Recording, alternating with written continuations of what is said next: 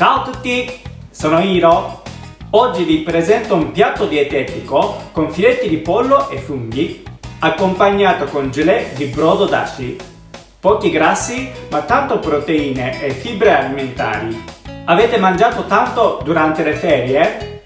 Pasticcini dolci per la colazione, un bel piatto di frittura di pesce per il pranzo e una bella pizza e birra per la cena. Sono tutte le cose buone, ma dopo sentiamo in colpa per l'apporto calorico.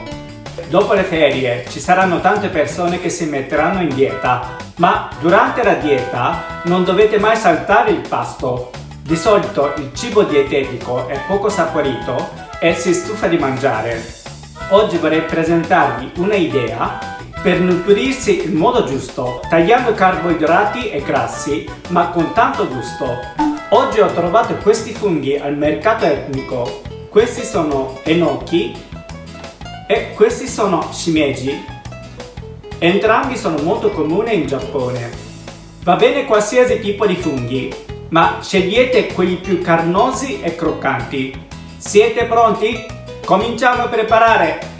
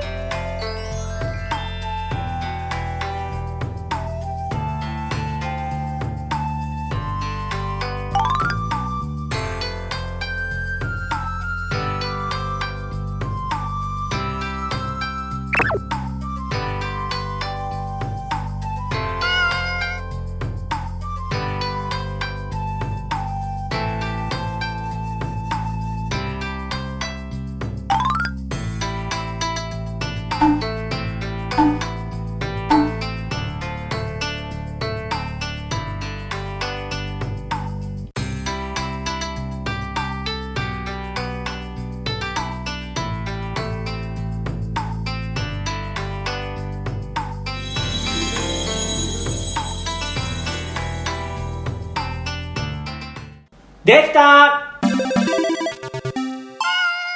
Ora assaggio. Itadakimasu.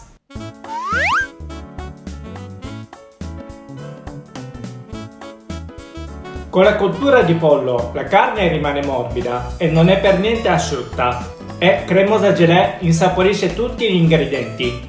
Il condimento è giusto di sale e il sapore di dashi e succo di limone soddisfa il palato. Provate la mia ricetta di filetti di pollo e funghi con dashi gelée. Se vi è piaciuto questo video mettete mi piace e iscrivetevi per altre ricette. Ci vediamo alla prossima! Matane!